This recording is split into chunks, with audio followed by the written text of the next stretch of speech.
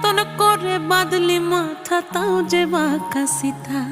মেদিনীপুরে রায়না চিরন বাঁকুড়ার ওই ফিতা, আরে যতন করে বাঁধলি মাথা তাও যে বাঁকা সিথা। পেছ পাড়ি